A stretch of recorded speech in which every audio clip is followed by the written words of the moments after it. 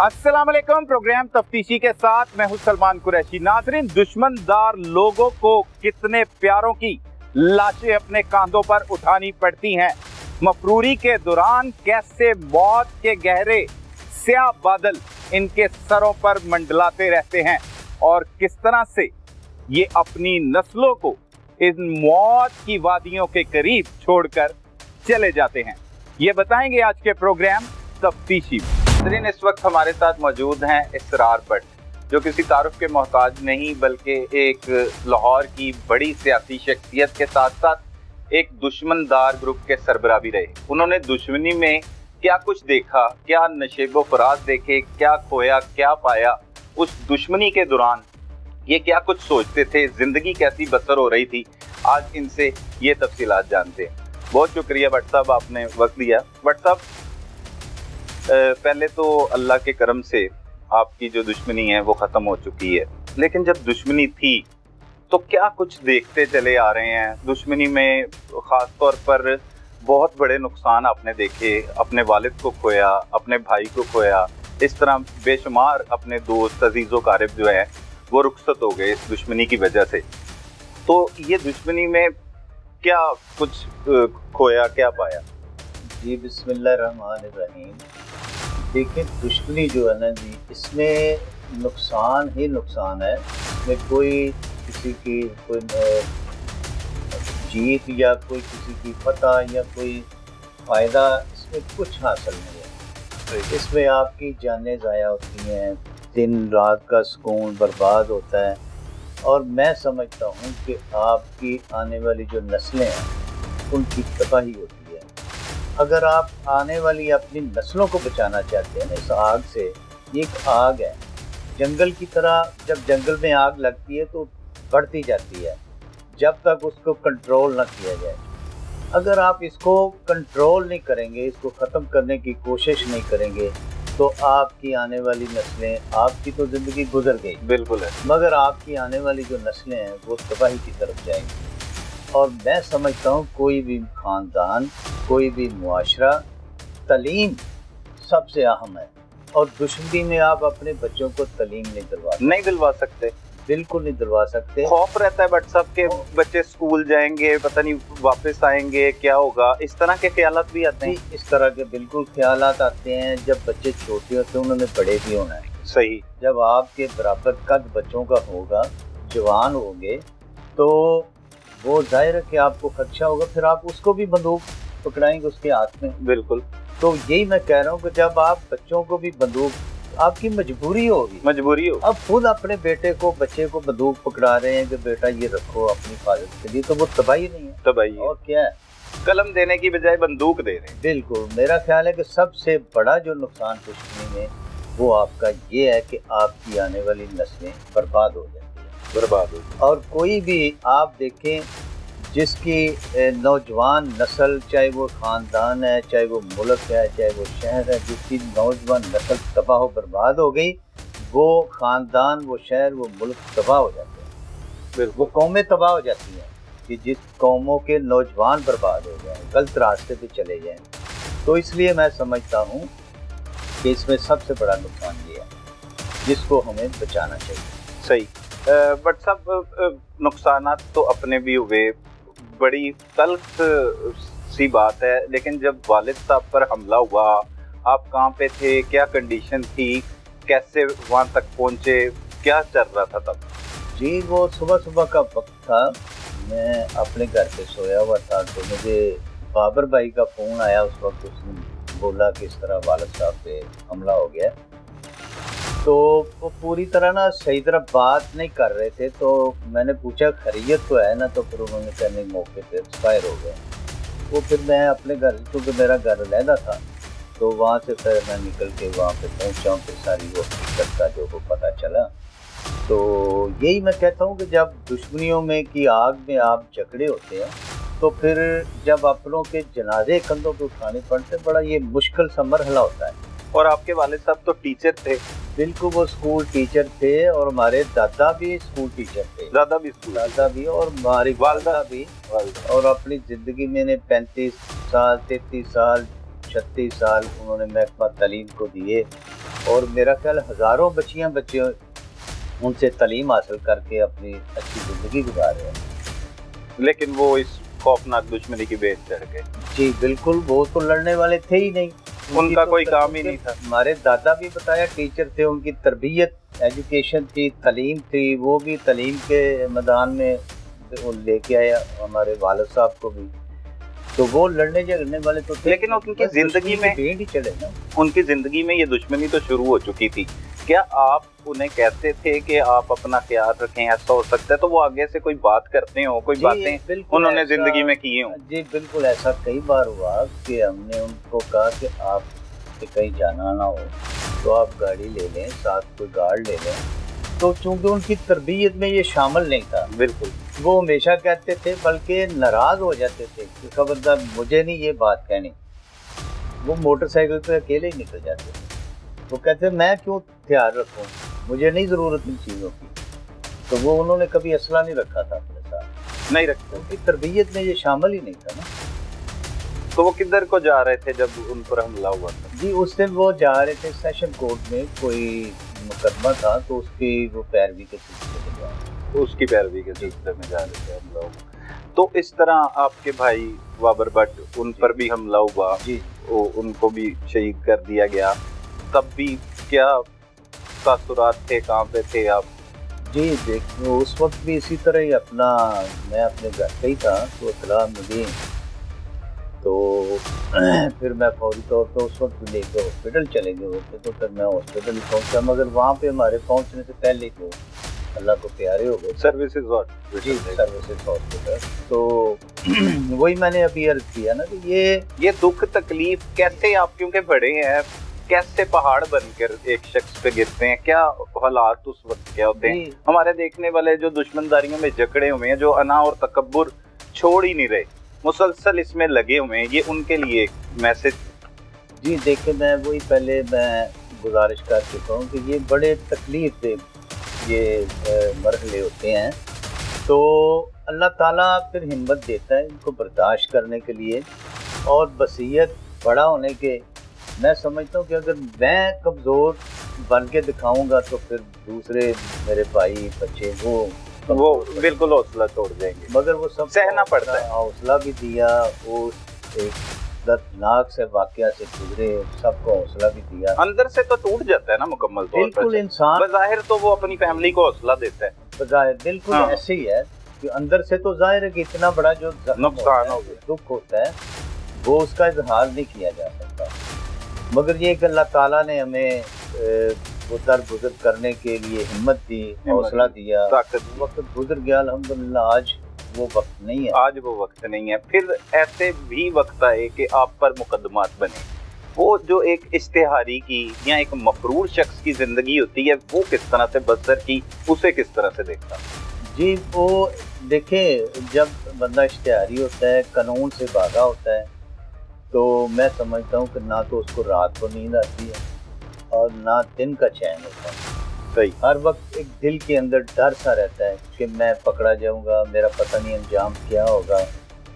تو وہ ہمارے اوپر جو مقدمات بنے، ہم نے پھر زندگی میں نے یہی کوشش کی کہ جو بھی ہے قانون کا سامنا کیا جائے، یہ نہ کہ بھاگا جائے، نہ بھاگا جائے، بلکہ اپنے آپ کی اپنی جو بے گناہی ہے وہ ثابت کی جائے. ہم نے ہمیشہ قانون کا سامنا کیا ہے اور عدالتوں کا سامنا کیا ہے، اور الحمدللہ عدالتوں سے ہمیں انصاف بھی ملا. اچھا بٹ صاحب، ایک یہ بھی رواج ہے دشمنداریوں میں، اور یہ ایک خوف بھی ہوتا ہے کہ آپ عدالت تو جاتے ہیں، اس کا دروازہ کھٹکھٹاتے ہیں اپنے آپ کی بے گناہی ثابت کرنے کے لیے، لیکن یہ خدشہ بھی ہوتا ہے ایک دشمندار کو کہ عدالت جاتے ہوئے عدالت کے باہر راستے میں کہیں پر دشمن گھات لگائے کھڑے ہوں گے، وہ حملہ کر سکتے ہیں.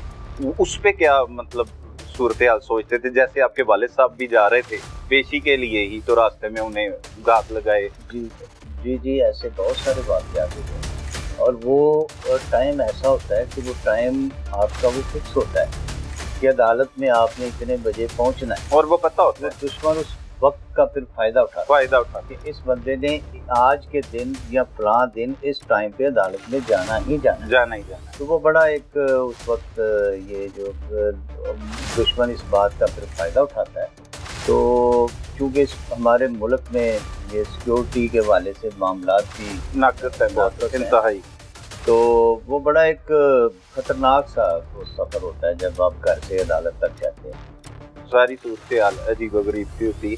अब बच्चे जब ऐसा कोई मामला बन जाता है, फैमिली भी काफ़ी डिस्टर्ब होती हैं, तो उनको भी लेके एक दुश्मनदार साथ ही मूव कर रहा होता है, उनको कैसे सिक्योर किया जाता है उस वक्त? जी बिल्कुल ऐसा ही होता है कि जब आपके ऊपर कोई मुकदमा बनता है, कोई केस बनता है, तो सबसे पहले आपने अपनी फैमिली को, अपने बच्चों को सिक्योर करना है। क्योंकि फिर ये होता है ना कि अगर मैं तो निकल जाता हूँ, फिर दुश्मन का भी होता है कि दुश्मन आपके ऊपर हमला ना कर दे, बच्चों को नुकसान ना पहुंचाए। एक ऐसा माहौल बना होता है ना गम और गुस्से का, तो ये भी डर होता है। और उसके अलावा फिर ये भी होता है कि कहीं पुलिस आपको पकड़ने के लिए ऐसा इकदाम ना करे कि आपकी फैमिली के किसी मेंबर को पकड़ के उठा के थाने ले जाए। तो ये मरहले बड़े मुश्किल से होते हैं, सख्त तरीन होते हैं कि आपने अपने आप को भी बचाना है, अपनी फैमिली को भी बचाना है, बच्चों को भी बचाना है। तो ये बड़े सख्त तरीन से वो लम्हात और रास्ते जो हैं बड़े सख्त से होते हैं। अब तो अल्लाह पाक ने करम कर दिया, लेकिन ये जो नुकसानात आपको बताए वालिद भाई, इसके अलावा भी बहुत से लोग जो हैं वो इस दुश्मनी की भेंट चढ़े। कैसे ये सब कुछ मैनेज करते रहे, किस तरह से संभालते रहे, कैसे ज़िंदगी बसर की उन दिनों में? जी बिल्कुल ऐसे ही है। वो मैंने आपको बताया कि ना तो बंदा दुश्मनी में आसानी से ट्रैवल कर सकता है, ना आसानी से कोई कारोबार कर सकता है। तो जब आप आज़ाद हैं, आपकी दुश्मनी में आप कोई कंपनी बना लेते हैं, कोई ट्रेडिंग करते हैं, कोई दफ्तर बनाते हैं, कोई फैक्ट्री लगाते हैं, तो आप आसानी से ट्रैवल कर सकते हैं। फिर आप जब दुश्मनदार होंगे, आपने बंदूक उठाई होगी, तो आप कारोबारी जो लोग हैं, ताजर हैं, वो आपके साथ लेन देन नहीं करेंगे, तो वो भी घबराते हैं। तो ये बड़े मुश्किल से मरहले होते हैं। तो बहरहाल अल्लाह ताला ने वो वक्त थे या वक्त था जो वो गुजर गया, अल्हम्दुलिल्लाह अच्छा टाइम गुजरा। वो जिस तरह भी मैनेज किया हमने, तो अल्हम्दुलिल्लाह आज हालात बेहतर हैं। लेकिन वो एक भयानक वक्त था, वो भयानक वक्त था, गुजर गया। शुक्र अल्हम्दुलिल्लाह। बट अब उस दौरान ख्याल आता था कि ये वक्त चला जाएगा, कि यूं ही सारी ज़िंदगी आपके साथ लिपटा रहेगा? नहीं, देखें वही बात मैंने जो पहले की है कि हमारी ये तरबियत नहीं थी। तरबियत तो ये हरगिज़ नहीं थी ना, हमारी ये तरबियत नहीं थी, हमारे वो खून में ऐसी बात शामिल नहीं थी। कुछ लोग होते हैं कि सिर्फ दुश्मनदारी किया करते हैं, लड़ाई झगड़े किया करते हैं। कुछ लोग होते हैं जराइम पेशा, क्रिमिनल होते हैं, बिल्कुल ऐसे ही, और वो लड़ाई झगड़े भी शुरू कर देते हैं, मगर उनका जो माइंड होता है वो वही क्रिमिनल माइंड होता है। वो लोग नहीं चाहते कि हमारा ये मामला ख़त्म हो। कि जब वो इसकी मौत का परवाना लेके फिर रहा था, उस वक्त इसने क्या जी मैंने उम्रे पे जाना है, तो 10 लाख बलाज ने दिया कि ये लो शॉपिंग कर रहे। अच्छा है, वो भी 10 लाख भी 10 लाख बलाज ने दिया, लेके गया उस उम्रे पे, जिस उम्रे पे वो उसकी सारी रैकी कर रहा है, वीडियो कॉल पे देख रहा है कि बलाज है इस वक्त कहाँ पे है, कैसे है, और दूसरी तरफ वो बता रहा है। तो इससे बड़ा बदबख्त, और मैं समझता हूँ कि ये इसको सजा जो है अल्लाह की तरफ से, ये अल्लाह की पकड़ में है, ये जो अब वो मारा गया। क्योंकि ये मदीना मुनव्वरा में आप सल्लल्लाहु अलैहि वसल्लम के रोज़ा मुबारक पे खड़े होकर इसने वीडियो कॉल की बलाज को, और फिर दूसरी तरफ बताया कि हाँ वो शादी में जा रहे हैं।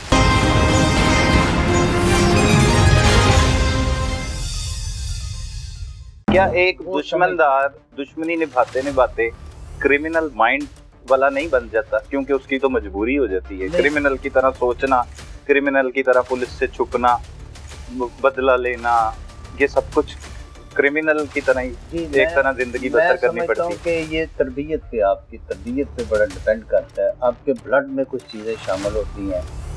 तो हमारी ये पूरे ख़ानदान की भाइयों की कोई भी हम में से ऐसा नहीं है कि जिसका ऐसा माइंड हो कि सुलह की बात करे तो किसी ने इख्तलाफ किया।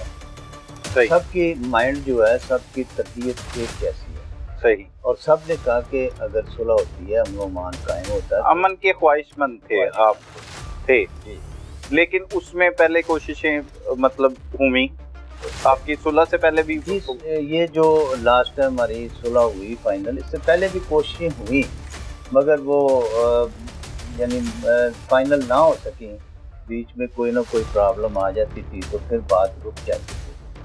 بہرحال لاسٹ ٹائم تو ایسے مخلص ہمارے دوست درمیان میں آئے اور مجھے یاد ہے کہ آپ کی توسط سے بھی آپ کے ساتھ ایک پروگرام میں بھی میں نے وہ میسج دیا تھا کہ آئیں سب مل کر پیار اور محبت کے رشتے کو مضبوط کریں. تو وہ میں سب سمجھتا ہوں کہ آپ کے لاہور رنگ کے پلیٹ فارم سے بھی وہ ایک میسج میرا گیا. اور اس کے بعد وہ بلکہ صلح کے بعد ہمارے وہ دوسری طرف سے جو بھائی تھے انہوں نے وہ بات بھی دہرائی کہ ہم نے وہ پروگرام میں آپ کا میسج سنا تھا تو ہم نے بھی یہ سوچا کہ یار یہ تو میسج اسرار بھائی دے رہے ہیں، اس پہ غور کرنا چاہیے. تو وہ اس میسج سے وہ ہمارا سٹارٹ ایسا ہوا کہ وہ بڑا الحمدللہ شکر الحمدللہ پہنچ کے تو وہ ایک اچھا انجام ہوا. اور مجھے یاد ہے وہ سب بھائی جو دوسرے ہیں وہ بھی بیٹھے اور آپ کی جن لوگوں کے ساتھ مطلب جس گروپ کے ساتھ دشمنی تھی وہ ناظرین کو بتائے وہ آپ بھی کے رشتہ دار ہیں. وہ رشتہ کیا رشتہ ہے؟ جی آپس میں سارے ہماری رشتہ داریاں تھیں، کزن ایک دوسرے کے ہم کزن بھی تھے. تو یعنی بہت لمبی دور کی رشتہ داری نہیں، قریبی رشتہ دار. ہاں جی. تو وہ الحمدللہ آج اسی طرح ہی ہے. تو وہاں پہ بیٹھ کے آپ نے یہ بھی بات کی تھی کہ ہم ایک دوسرے کے ساتھ محبت کی مثال قائم کریں گے اور میں سمجھتا ہوں کہ آپ نے جس طرح سے محبت نبھائی اس کے لیے چاہے سیاسی قربانیاں دینی پڑی، الیکشن نہ لڑنا پڑا اور بہت کچھ. اور اب جب دیکھتے ہیں آپ کو ان فیملی کے ساتھ ایسے ہی دیکھتے ہیں جیسے سگے بھائی ایک دوسرے کے ساتھ ہوتے ہیں. تو یہ بھی صلح کرنے کے وقت آپ کے ذہن میں تھا کہ ایسے والی صلح چلے گی؟ جی بالکل. جب ہم نے نیت یہ کر لی تھی دونوں طرف، دل صاف کر لی، دونوں طرف سے دل صاف کر کے کہ دیکھیں کچھ لوگ سمجھتے ہیں کہ جی قرآن پہ ہاتھ رکھیں، قرآن اٹھا کر صلح کریں. ہماری ایسی کوئی بات نہیں. دل سے ختم کی اور پیار اور محبت اب آپ کے سامنے ہے، ساری دنیا کے سامنے ہے. اور ایسی مثال میرا خیال آپ کو دنیا میں نہیں ملتی، بالکل نہیں. اور اس کے بعد بھی صلح کے بعد جب آپ نے ابھی بات کی سیاسی طور پہ، تو لاسٹ ٹائم یہ ابھی جو الیکشن 2024 کا ہوا ہے تو یہاں سے ہم کیسر بھائی چھوٹا امیدوار تھا MP کا اور مجھے بھی آفر کیا ملنے کے لیے اور بڑے اسٹرانگ امیدوار PTI کی طرف سے. تو جب ہم نے دیکھا کہ سہیل شوکت بٹ ہمارا چھوٹا بھائی ہے، اس کو نون لیگ نے اسی حلقے میں ٹکٹ دے دیا. اچھا پہلے آئیڈیا نہیں تھا کہ اسی حلقے سے انہیں ٹکٹ ملا؟ آئیڈیا نہیں تھا کیونکہ سہیل پہلے دوسرے حلقے سے اچھا امیدوار ہوا تھا. اس حلقے میں اب بھی وہ نہیں تھا. اچانک انٹری ہو گئی، انہوں نے فیصلہ کیا کہ سہیل شوکت بٹ اس حلقے میں مضبوط کینڈیڈیٹ ہو. صحیح. تو وہ جب ہم نے یہ دیکھا تو پھر اسی طرح ہم نے بڑوں نے بیٹھ کے یہ فیصلہ کیا کہ ہم نے جو محبت اور پیار کا اپنا رشتہ قائم کیا ہے انشاءاللہ اس کو ہم مضبوط کریں گے. ہم کسی کو موقع نہیں دیں گے کہ دوبارہ مطلب کوئی ایسی چنگاری کہ پھر یہ آگ بڑھ کے. تو وہ الحمدللہ ہم اس میں کامیاب ہیں. آج بھی ہم اکٹھے بیٹھے ہیں سیاسی طور پہ بھی، بلکہ ہم نے مسلم لیگ نون میں شمولیت کر لی تاکہ کوئی گنجائش نہ رہے کل کو پھر کوئی کہے کہ نہیں آپ تو اس جماعت سے ہو وہ اس جماعت سے ہیں. ہم نے وہ بھی چیپٹر ہی کلوز کر دیا کہ ہم اب سیاست بھی ایک پارٹی کے پلیٹ فارم پہ کریں. صحیح. بٹ صاحب اللہ پاک آپ کا اسی طرح پیار محبت اور امن کی زندگی اسی طرح آپ کی جو گزرتی رہے، سلامت رکھے. امیر بلاج، اس کے والد عارف امیر ٹیپو ٹرکاں والا، ان کے ساتھ آپ کا بڑا پیار محبت والا بھائیوں والا رشتہ رہا. ان کی بھی ایک خوفناک دشمنی ہے. جس طرح آپ نے اس دشمنی میں نشیب و فراز دیکھے، اپنے بھائی کو کھویا، والد کو کھویا اور بہت سے عزیز و قارب دوستوں کو کھویا، اس طرح سے وہ بھی ایک نسل در نسل دشمنی چلی آ رہی ہے. اس میں بھی آپ نے کوشش کی، کاوش کی کہ ان کی صلح جو ہے دشمنی ہے وہ صلح میں تبدیل ہو سکے. جی بالکل. اس میں بھی میں نے کوشش کی، کیسر بھائی نے بھی کوشش کی. ہم نے مل کر بلاج کی زندگی میں اس پہ ہم نے کوشش کی تھی کہ یہ دو خاندانوں کی اگر صلح ہو جاتی ہے تو لاہور کے اندر کافی حد تک ہم سمجھتے ہیں کہ امن و امان قائم ہو سکتا تھا. صحیح. کیونکہ بہت سارے لوگ ایسے جو چھوٹے چھوٹے جرائم میں ملوث ہوتے ہیں، جب ایسی بڑی پارٹیاں دو دشمندار ہوتی ہیں تو وہ لوگ پھر فائدہ اٹھاتے ہیں، اس کا فائدہ اٹھاتے. کوئی اس طرف اٹیچ ہو جاتا ہے، کوئی اس طرف ہو جاتا ہے. تو اگر یہ صلح ہو جاتی تو چونکہ یہ خاص طور پر دیکھیں اندرون شہر میں یہ دونوں پارٹیاں ٹیفی بٹ اور بلاج کا خاندان اور سارا وہ کاروباری آپ ہے بالکل ایسا ہی. تو یہ میں سمجھتا ہوں کہ تاجروں کے لیے بڑی خوشائند بات تھی کہ وہ ایک دوسرے کے جو معاملات ہوتے ہیں پھر کوئی پریشر ایک طرف سے کسی کو ہوتا ہے، کسی کو دوسری طرف سے ہوتا ہے. تو یہ لاہور شہر کے لیے بڑی خوشائند بات تھی اگر یہ صلح ہو جاتی. اس میں ہم نے اس میں ملاقاتیں بھی ہوئی ہیں آپ کی ٹیفی کے ساتھ؟ جی، اس سلسلے میں بالکل بات ہوئی تھی. تو مگر یہ ہے کہ کافی حد تک ہم نے یہ بات کو قریب کر دیا تھا، مگر جو کردار تھے احسن شاہ جیسے صلح بالکل ہم نے قریب کر دی تھی. کافی مذاکرات ایک دوسرے کے ہم نے ادھر کی بات تھے اس طرف ادھر کی اس طرف مذاکرات کیے اور کافی حد تک یہ قریب ہو گئی تھی بات. مگر ایسے لوگ احسن شاہ جیسے جن کے مفادات تھے انہوں نے دیکھا اگر یہ کٹھے بیٹھ جاتے ہیں ہمارے مفادات جو ختم ہو جائیں گے. تو اس میں میں سمجھتا ہوں کہ اس صلح کو خراب کرنے والا مین جو کردار تھا وہ احسن شاہ. اچھا، اس میں بھی اس رکاوٹ بنا. وہ رکاوٹ وہ اس طرح بنا کہ وہ اپنی مکاری سے، اپنی چلاکی سے اور منافقت سے بلاج کے پاس بیٹھتا تھا. وہ بڑا قریب تھا بلاج قریب تھا اور بلاج کو اکساتا تھا کہ وہ اپنے باپ کا بدلہ نہیں یار تمہیں لینا. اچھا. تو وہ دیکھیں زمانے کے اندر اپنا برم رکھنے کے لیے بلاج لڑنے کے بالکل مائنڈ نہیں تھا نہ وہ لڑائی کرنے والا تھا. وہ تو ہمیشہ جب بھی اکیلا بیٹھتا تھا تو بڑا دکھی ہو کے بولتا تھا کہ بھائی جان میرا بھی دل کرتا ہے کہ میں اپنے بچوں کے ساتھ گھوموں پھروں، آزاد اپنی زندگی گزاروں. تو پھر ظاہر ایسا جب بندہ شرارتی آدمی کو بات ایسی کرتا ہے تو اپنا برم رکھنے کے لیے بندہ کہتا ہے یار دیکھاں گے نبڑنا ہونا میں. صحیح. وہ جب کوئی ایسی بات آپس میں مذاق میں بھی ہو جاتی تھی یا برم رکھنے کے لیے وہ ریکارڈنگ کرتا تھا. صحیح. کیونکہ اس کا رابطہ ٹیفی بٹ کے ساتھ پہلے سے تھا، کافی عرصے سے. اچھا، پہلے سے اس کا رابطہ ہو چکا تھا. کیونکہ ٹیفی بٹ جو ہے نا وہ بڑا ایک مکار آدمی ہے اور بڑا ایک ایسا کردار ہے کہ وہ بندہ ہائر کرتا ہے کہ کون سا بندہ اس گھر کے اندر تک جا سکتا ہے. صحیح. وہ انہوں نے دیکھا ٹیفی بٹ وغیرہ نے کہ یہ بندہ احسن شاہ اس وقت بہت قریب ہے بلاج کے. اس کو انہوں نے پھر عائد کرنا شروع کیا، خریدنا شروع کیا. جب وہ انہوں نے دیکھا کہ یہ ہمارے شکنجے میں آ گیا تو پھر اس نے جب ان کو باتیں بتانی شروع کی کہ بلاج کہتا ہے کہ میں تو بدلہ لوں گا اپنے باپ کا. انہوں نے کہا جی ہمیں کیسے ثابت ہوگا. پھر اس نے کیا کہ ریکارڈنگ پہ لگا کے موبائل اس کی باتیں سنواتا. تو باتیں کرنی کہ بھئی بلاج وہ پھر کیا کرنا ہے پیور قاتلاں دا. اس نے کہنا یار دیکھیں گے انشاءاللہ وہ بدلہ تو ہم نے لینا ہے، لیں گے بدلہ. وہ ریکارڈنگ کر کے جا کے یہ ثبوت ہے، یہ ثبوت دکھاتا ہے، یہ ثبوت ہے، یہ دیکھ لیں بلاج یہ کہہ رہا ہے وہ تو آپ کو مروائے گا. بٹ سب بڑا بدقسمت آدمی ہے جس نے اس کے ساتھ رہتے ہوئے بلاج کے ساتھ بڑے فائدے اٹھائے.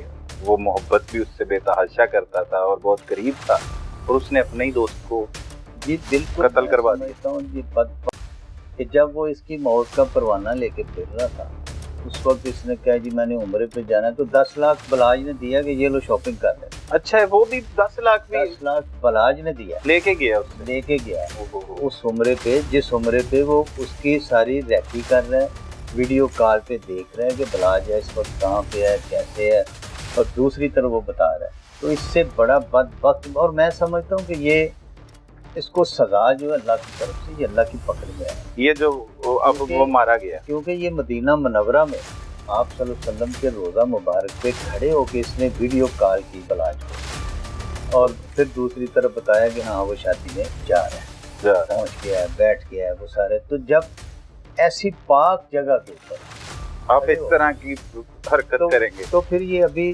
اس کی یہ بدبختی ہے نا کہ پھر وہ اللہ کی پکڑ میں آیا ہے کہ اپنے بھائیوں کے ہاتھوں سے قتل ہو.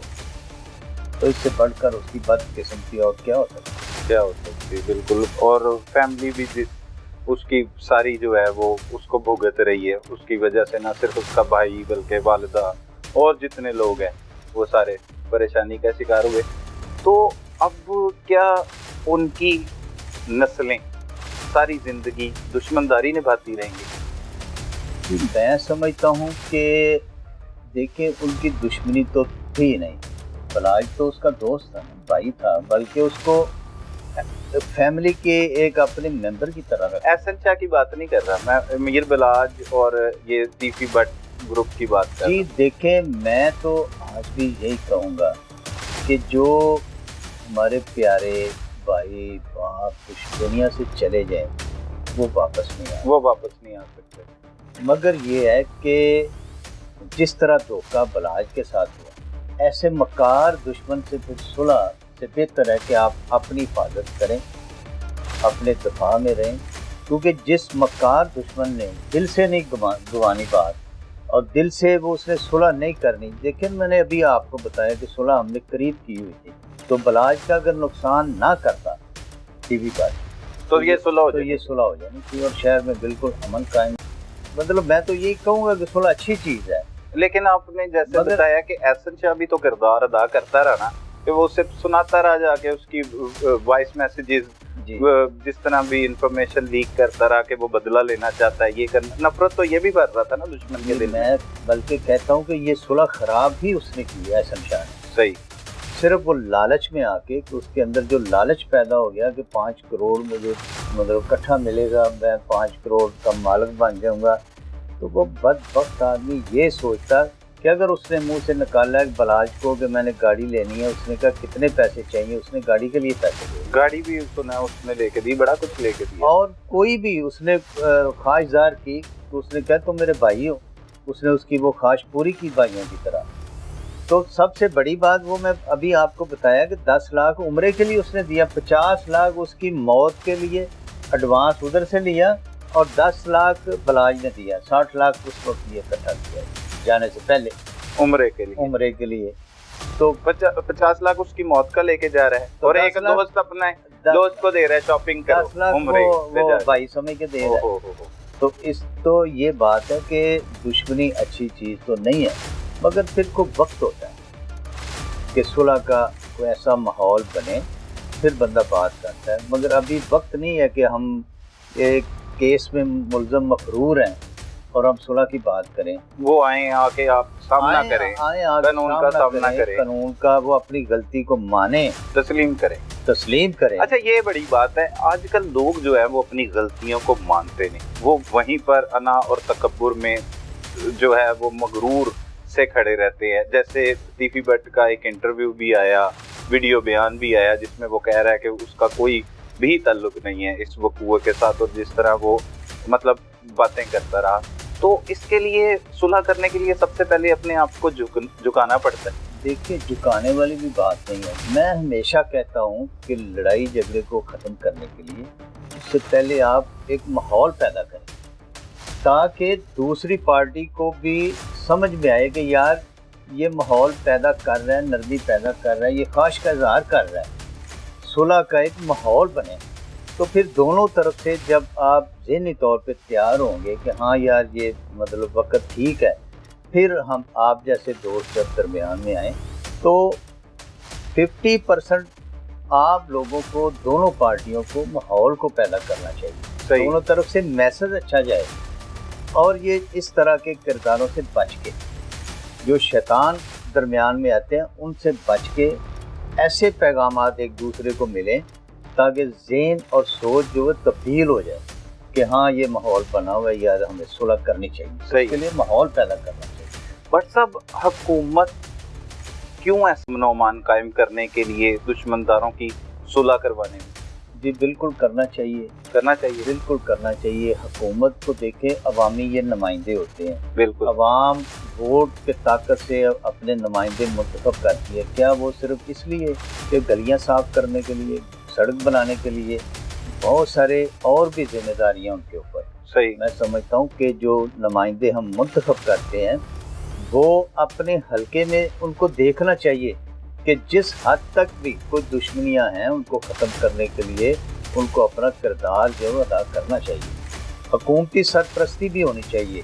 بلکہ میں یہ کہوں گا اور مطالبہ کروں گا وزیر اعلیٰ پنجاب محترمہ مریم نواز شریف صاحبہ کو بھی یہ میں مطالبہ کروں گا کہ ایسی کمیٹیاں بنا دی جائیں جس کی سرپرستی حکومت کرے، جس میں ہمارے پولیس افسر بھی ہوں، اس علاقے کے متعلقہ D S P S P صاحبان ہوں، سیاستدان بھی ہوں، اور معاشرے کے اندر جو ہمارے علاقے کے معززین ہوتے ہیں ان کو شامل کیا جائے اور ایسی کمیٹیاں بنا دی جائیں کہ وہ دونوں طرف پیغام لے کر جائیں اور حکومتی سرپرستی میں ہو۔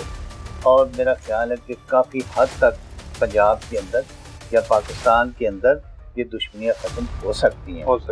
کچھ ایسے لوگ ہوتے ہیں جو چاہتے ہیں کہ ہماری دشمنی ختم ہو جائے، مگر وہ چاہتے ہوئے بھی ختم نہیں ہوتی کہ کروانے والا نہیں کوئی ہوتا، کروانے والا کوئی۔ تو اس میں ہماری حکومت کو، ہمارے سیاسی نمائندوں کو چاہیے کہ اپنا کردار ادا کریں تاکہ امن قائم ہو سکے۔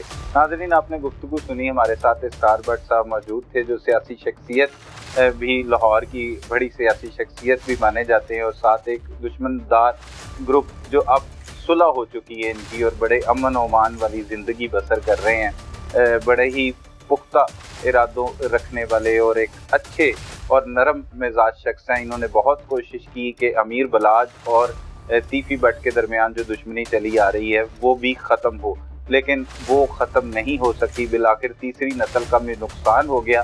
ان میں انہوں نے کہا ہے کہ حکومت وقت کو بھی چاہیے کہ وہ اپنے نمائندے مقرر کریں جو امن و امان قائم کر سکے، دشمن دار گروپوں کی صلح ہو تاکہ آنے والی نسلوں کو اس طرح سے نقصان نہ پہنچے اور وہ اپنی زندگی اچھے طریقے سے بسر کر سکیں۔ ہمارے بہت سارے لاہور کے ایسے خاندان ہیں جن کو ایک لیبل لگ چکا ہے کہ وہ جب جرائم کرواتے ہیں اس کے بعد وہ قبضے کرواتے ہیں، اشتہاریوں کو پناہ دیتے ہیں، اشتہاری جو ڈکیتیاں کرتے ہیں یا کچھ لوگ منشیات بیچتے ہیں یا جوا کرواتے ہیں۔ یہ مجبوری ہوتی ہے، یہ بظاہر تو ان کا یہ کہنا ہے کہ مجبوری ہوتی ہے، لیکن جب پیسے واپر آنا شروع ہو جاتے ہیں تو وہ اس کی لالچ بن جاتے ہیں۔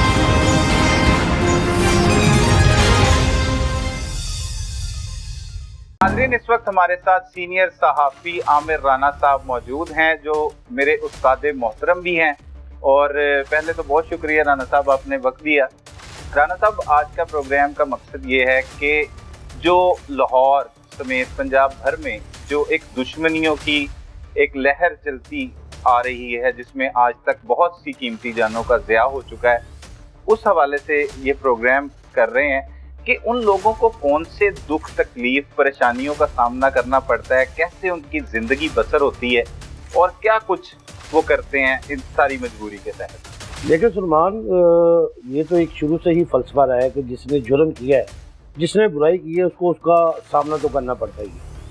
ہمارے معاشرے میں، خصوصاً ہمارے پنجاب میں، یہ جو روایتی دشمنی کا سلسلہ ہے یہ تو پاکستان بننے سے پہلے کا ہی ہے۔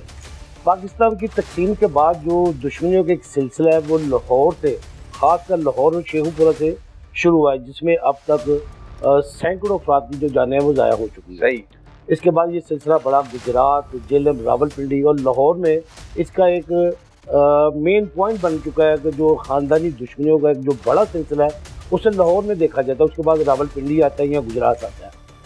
لاہور میں جو خاندانی دشمنیوں میں ملوث افراد ہیں ان کی سب سے پہلے کوشش ہوتی ہے کہ اپنی دشمنیوں کے ساتھ دوسرے لوگوں کو بھی انوالو کیا جائے، یعنی وہ اپنے حق میں یا اپنے خلاف، موسٹلی تو اپنے حق میں وہ لوگ استعمال کرتے ہیں نوجوان نسل کو، اور اس کے لیے وہ لوگوں کو لالچ بھی دیتے ہیں۔ لالچ دینے کے لیے جو پیسے انہوں نے اکٹھے کرنے تھے اس کے لیے وہ ان سے جرائم کرواتے ہیں، یعنی خود بھی جرائم کرتے ہیں، دوسروں کو بھی کرواتے ہیں۔ مطلب دشمنیوں کے دلدل میں پھنستے انسان جرائم پیشہ افراد ہے، کرمنل بن جاتا ہے۔ جی ایسے ہی ہے، مگر ایک دشمنی نبھانے کے لیے انہیں بہت سارے وسائل کی ضرورت ہوتی ہے۔ صحیح۔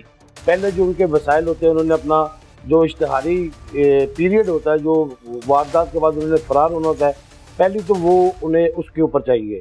दूसरे नंबर पे उन्हें बुकला करने होते हैं, इसलिए वो पैरवी करनी है मुकदमों की, ठीक है। नंबर 3 वो पुलिस, जो हमारा इस वक्त पुलिस का जो रवायती कल्चर है पैसे लेने वाला, मोबाइल में इसमें मोबाइल ना कहूँगा कि कुछ लेते हैं या कुछ नहीं लेते हैं, सारे एक जैसे नहीं होते, लेकिन तासुर है कि जी पुलिस पैसे लेती है। सही। मुखालफिन को उनकी नकल व हरकत को, जो केस चल रहा है उसकी पैरवी कौन कर रहा है, मुखालफिन उसके लिए पुलिस को मैनेज करते हैं, उस मैनेज के लिए उन्हें एक वसाइल की ज़रूरत होती है। जुर्म करने के बाद जो मज़ीद जुर्म होते हैं वो उस केस को सर्वाइव करने के लिए, ख़त्म करने के लिए होते हैं।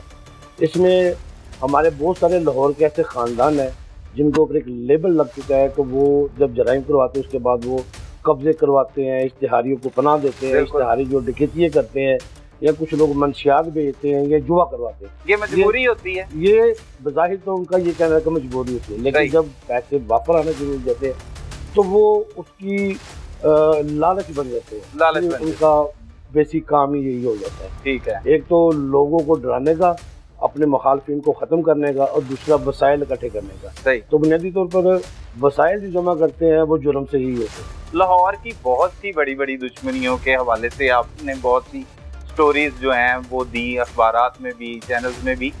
क्या कहेंगे, लाहौर में ये जो कल्चर है ये ख़त्म होने का नाम क्यों नहीं ले रहा? अब तक नफरतें और खूनी दुश्मनियाँ जो हैं वो इसी तरह से जारी हैं। देखिए सलमान, मैं अपने बहुत सारे कॉलम में, बहुत सारी स्टोरी में भी जिक्र कर चुका हूँ कि जुर्म जो है वो एक मजबूरी बन चुकी है हमारे शहर के बहुत सारे लोगों की।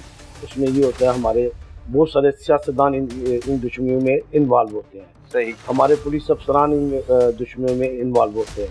ग्रोह बंदियाँ बन चुकी हैं जो उन्होंने अपने मफादात के लिए या अपने फ़ायदे के लिए वो इस्तेमाल करना होता है। तो वो नहीं चाहते कि अगर ये जराइम पेशे, ये दुश्मनी वाले लोग आराम से बैठे तो वो कहाँ से कमाएंगे। ये पुलिस खास तौर पर नहीं चाहती, खास तौर पे पुलिस नहीं चाहती, और बहुत सारे सियासतदान हैं। सही। मान लाहौर की हमारे 3 बड़ी दुश्मनी है, और तीनों की जो दुश्मनियों के सरपरस्ती करने वाले हैं वो सियासतदान और उसके बाद पुलिस वाले हैं। ठीक है, वो दुश्मनियां मिसाल के तौर पे एक ये टीपू ट्रका वाला खानदान की हो गई, या लखोडैर की हो गई, या ये गोगी बाट और टीफी बाट की हो गई। ये सारी दुश्मनियों के साथ जहाँ पे पुलिस बुलाई जाती है वहाँ पर सियासतदान भी बहुत बुलाई जाती है। सही। तो ये नहीं, वो भी अपना किरदार अदा करते रहते हैं। यकीनन सारी बात है, उनको सिफारिश की जरूरत होती है। तो वो सियासतदान किसी ओहदे पे होगा, को वजारत पे होगा, तो उनकी सिफारिश कर सकेगा, वो इतना बासर हो जाता है, और उनकी सिफारिश के साथ साथ उन्हें तहफ़्फ़ुज़ भी फराहम करते हैं। राना साहब, इन दुश्मनदारियों में दर्दनाक से जो वक़ूए आपने अगर कवर किए, मौका पर पहुंचे और उसे नशर किया, वो कौन से ऐसे वक़ूए हैं जो आप शेयर करें हमारे साथ? अगर देखिए सलमान, वैसे तो बहुत सारे वाक़यात हैं, लेकिन मैं समझता इस वक्त टीपू ख़ानदान जो है वो काफ़ी मज़लूम नज़र आ रहा है, क्योंकि वो तीसरी ये चौथी नस्ल है जो कि इस ख़ानदान की इस दुश्मनी की भेंट चढ़ गई। सही। उसके अलावा शेर शौकत बाटकी है जो बॉर्डर एरिया, वो अब सुलह हो चुकी है, शुक्र अल्लाह। लेकिन देखा जाए तो बहुत सारी ऐसी दुश्मनी है कि जो आपको अभी तक वो भूल ही नहीं जाती। सही। बस जिनके पीछे बहुत सारा दुख भी जो हम कह सकते हैं वो भी है, उनकी मजलूमियत भी नजर आती है। अच्छा राना साहब, बहुत से पहले भी आपने लाहौर के करीम पार्क और इधर उधर सराउंडिंग में शादरा ऐसे इलाकों में भी बड़ी खौफनाक दुश्मनियां थी, जिनमें 4-4, 5-5 अफराद को, अदालतों में भी 2-2, 3-3 अफराद को कत्ल कर दिया गया। जब उनके घर जाके बात की जाती है या उनके लवाहिकीन से पूछा जाता है, तब उनके जज्बात क्या होते हैं जब किसी का इतना बड़ा नुकसान हो जाता है? सलमान, पहली बात तो ये है कि किसी के माँ बाप को नहीं चाहते कि उनकी औलाद जो है वो किसी को मारे या खुद कत्ल हो जाए। मकसद जो ख़ानदानी दुश्मनी होती है उनमें सबसे ज़्यादा जो नुकसान होता है वो माओं का होता है, बहनों का होता है, बेटियों का होता है, बीवियों का होता है। यानी ये इतना खौफनाक मंजर उनके लिए, उस ख़ानदान के लिए हो जाता है कि वो किसी को अल्फाज में बता दे तो मेरे ख्याल से वो एक पूरा नहीं होगा, मतलब उसका कोई मदावा नहीं कर सकता। हाँ, हमने बहुत सारे ऐसे वाक़यात रिपोर्ट किए हैं जब हम फॉलो किए, उनके घर में गए हैं। पहली बात तो उनके घर में ऐसे मामला होते नहीं जो कि नज़र आ रहे होते हैं, मतलब बज़ाहिर तो वो किसी कत्ल होने वाले क्रिमिनल्स की या डेरेदार की, या हम लाहौर के कल्चर में पहलवान कह सकते हैं, उनके घर की माली हालत इस तरह होती नहीं है। वहाँ उनके घर में जब आप फॉलो के लिए जाते तो सबसे पहले उनका किचन नज़र आता है आपको, घर में आए हुए پھر ان کا ڈرائنگ روم نظر آتا ہے. تو چیزیں ایسے بکھری ہوتی ہیں, وہ بظاہری طور پر کوئی کروڑپتی ارب پتی نہیں ہوتے, وہ ایک چھوٹے مڈیاکر یا سفید پوش خاندان ہوتے ہیں. تو وہ نہیں سمجھ میں آ رہے ہوتے کہ یہ کیسے سروائیو کریں گے یا کر رہے تھے. بظاہر تو جو مر گیا ہے, جو گنڈا تھا یا جو جس کے اوپر لیبل تھا بدماشی کا, وہ بظاہر تو نظر آ رہا تھا بڑے ٹھاٹ باٹ میں, کیونکہ 25-30 لوگ اس کے ساتھ ہوتے ہیں, ان کے اخراجات بھی ہوتے ہیں, آنا جانا ہوتا ہے, پیٹرول لگتا ہے, ویپنز ہوتے ہیں. تو لیکن ان کے گھر میں جو ان سائڈ ان کے گھر میں آپ اگر جھانکیں گے تو آپ کو نظر آئے گا کہ یہ ویسا نہیں تھا, یہ اپنے وقت کو چلا رہا تھا, یہ اپنے گھر کو چلا رہا تھا. رانا صاحب, دشمن داری اور بدماشی کوئی فرق ہے اس میں؟ بہت زیادہ فرق ہے جی. دشمن داری تو اپنے باپ یا دادے کا بدلا لے رہا ہے. جیسے یہ عارف امی ٹیپو کا تھا تو یہ خاندانی دشمنی چل رہی تھی, وہ باپ سے ہی آیا. اور بہت سارے مقامات پر اس کے بیٹے نے, امیر بلاج نے, مقتول نے, یہ کہا کہ میں دشمن داری ختم کرنا چاہ رہا ہوں, مگر یہ مجھے ختم نہیں کرنے دے رہے. اس نے سیاسی پلیٹ فارم پہ بھی, سرکاری پلیٹ فارم پہ بھی اس کا مقابلہ کیا کہ مجھے اس دلدل سے نکالا جائے. اور جو بدماشی ہوتی ہے وہ خواہشات کی تکمیل ہوتی ہے. مثلا کہ چھوٹے گھروں کے لوگ جب ایسے لوگوں کو دیکھتے ہیں, کرمنل کو, جو خاندانی دشمنوں کو سروائیو کر رہے ہیں, تو ان کو ایک خواہش ہوتی ہے کہ ہمارا بھی اسی طرح کا پروٹوکول ہو, ہم جائیں تو ہمارے ساتھ ایسے ہی بندے ہوں, پولیس بھی ہمیں کچھ نہ کہ ہماری جو طمع ہے وہ کسی بھی صورت میں ہو سکتی ہے. اچھے کپڑوں کے لیے ہو سکتی ہے, اچھی گاڑی کے لیے ہو سکتی ہے, اچھے تعلقات کے لیے ہو سکتی ہے. تو وہ اس دلدل میں آتے ہیں. اور یقیناً جو بدماش ہوتے ہیں وہ خاندانی دشمنیوں سے جو لتے لوگ ہوتے ہیں ان کے ساتھ جڑتے ہیں جا کے, پھر وہ علاقائی بدماشی کرتے ہیں اپنی خواہشات پوری کرنے کے لیے, یا وہ منشیات بیچیں گے یا جوا کروائیں گے. اور میرے خیال سے اس کا تو بھیانک ہی انجام ہے. اس میں بہت زیادہ فرق ہے خاندانی دشمنی اور بدماشی. اشتہاری اور مفرور کی زندگی کیا ہوتی ہے؟ اشتہاری اور مفرور کی زندگی میں سب سے بری ہوتی ہے. اس میں سروائیو کرنے کے لیے ایسے ایسے سنگین عمل کرنے ہوتے ہیں, یا ہم اس کے گلے میں فٹ ہو جاتے ہیں کہ جس کو اس میں عبور کرنے کے لیے وہ ڈکیتی بھی کرتا ہے. اس ڈکیتی میں کسی کو قتل بھی کر سکتا ہے, وہ منشیات بھی دے سکتا ہے, وہ زہر لوگوں کی رگوں میں بھی اتارتا ہے. وہ ڈیرے دار کرواتے ہیں جہاں پر وہ پناہ لیتے ہیں. یقیناً وہی انہیں کی سرپرستی ہوتی ہے نا. تو حالانکہ اسے کون منشیات دے گا, اسے کون جبے کے لیے جگہ دے گا, اسے پناہ دے گا. مقصد کو جو پناہ دے گا اس کے بھی اپنے کو مفاد ہونے چاہیے نا. جو اپنے گھر میں ہی اپنے ڈیرے پہ کسی اشتہاری کو پناہ دے گا اس کا کوئی مفاد ہوگا, اور اپنے مفاد کی تکمیل کے لیے وہ اسے استعمال کرے گا. اور جو اشتہاری کی زندگی ہے وہ سب سے ہی, نہ وہ عید اچھے طریقے سے منا سکتا ہے, نہ اپنے بہن بھائی کی کسی شادی کو اچھے طریقے سے منا سکتا ہے, نہ اپنے گھر میں خوشی غمی جو آئی ہے اس کے گھر میں وہ منا سکتا ہے. وہ چھپ ہی رہا ہے. وہ نہ صرف پولیس سے چھپ رہا ہے, وہ معاشرے سے بھی چھپ رہا ہے.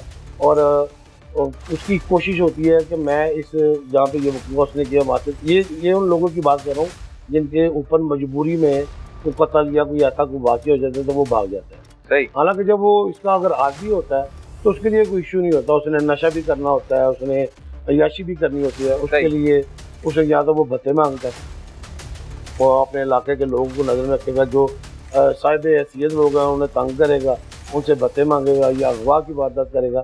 لیکن جو اشتہاری ہوئی تو اس کے لیے مسائل ہی مسائل. صحیح ہے. رانا صاحب, یہ جو کلچر ہمارے یہاں پہ چلا آ رہا ہے, جو رواج جسے کہا جاتا ہے, یہ کس طرح سے ختم ہو سکتا ہے, کس طرح سے امن قائم کیا جا سکتا ہے؟ دیکھیں, بنیادی طور پہ تو ہمارا جو ہماری ریاست ہے اس کی پالیسی ہونی چاہیے سب سے زیادہ. مگر میں نہیں کہتا کہ جو اچھے ملک ہیں, جو ترقی یافتہ ملک ہے, جرم تو ادھر بھی ہوتے ہیں, یہ خواہشات کی تکمیل کے لیے ہوتے ہیں. نوجوان نسل اور ہمارا جو سوشل میڈیا چل رہا ہے اس نے نوجوان نسل کی بربادی کا ایک بڑا کردار ادا کیا, بگاڑ پیدا کی. اس میں ایسی بگاڑ پیدا کی ہے کہ اس کو اب سنبھالنا بہت مشکل ہے. ہمارے معاشی معاملات اگر کچھ بہتر ہو جائے, بہت سے لوگ تو مجبوری میں وارداتیں کر رہے ہیں, جو بھی کر رہے ہیں ان کے گھر میں چلانے کے لیے, لیکن جرم کوئی راستہ نہیں. یہ شارٹ کٹ ہمیشہ شارٹ ٹائم کے لیے ہی آتا ہے. اس لیے یہ جرم ختم کرنے کے لیے ریاست کو سب سے اہم کردار ادا کرنا چاہیے, ہمارے میڈیا کو ایک کردار ادا کرنا چاہیے, ہمیں اس کے پس منظر جو حالات چل رہے ہیں وہ دکھانے چاہیے. ناظرین, دشمندار لوگ وہ بند گلی کے مسافر ہوتے ہیں کہ جن کا راستہ صرف اور صرف موت کی جانب جاتا ہے. یہ خاندانی دشمنیاں سینکڑوں جانیں نگل چکی ہیں اور نہ جانے کتنی جانیں مزید نکلیں گی.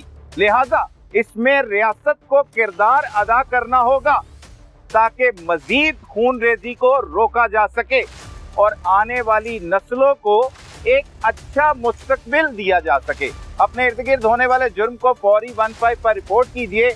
اپنے میزبان سلمان قریشی کو اجازت دیجئے۔ اللہ نگہبان۔